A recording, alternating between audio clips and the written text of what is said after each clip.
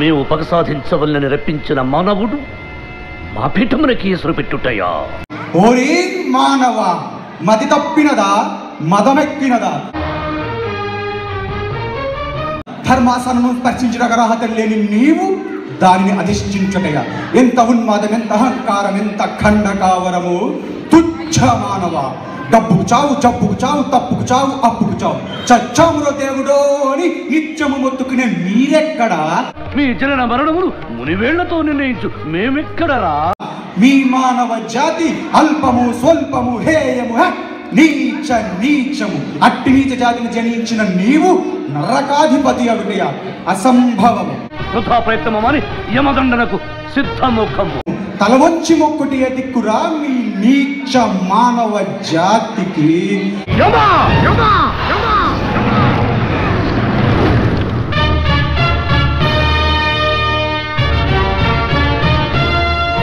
ఏమంటివి, ఏమంటివి?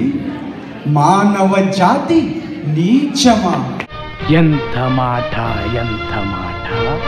వైఖరిని వరకు వెంటాడి వేధించి ముప్పు తిప్పులు పెట్టి మీ ధర్మసూత్రులను మంట కలిపి పతి ప్రాణములు దక్కించుకున్న నారీమణి సావిత్రిదే జాతి, మానవ జాతి.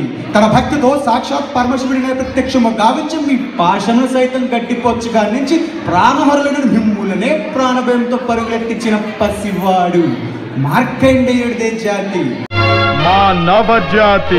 నీచ నీచమన్న మా జాతి మూలమున ఏనాడో అప్రతిష్ట మూట కట్టుకున్న మీరు నేడు జాతి జాతి అని మమ్మ అవహేళన చేయటయా?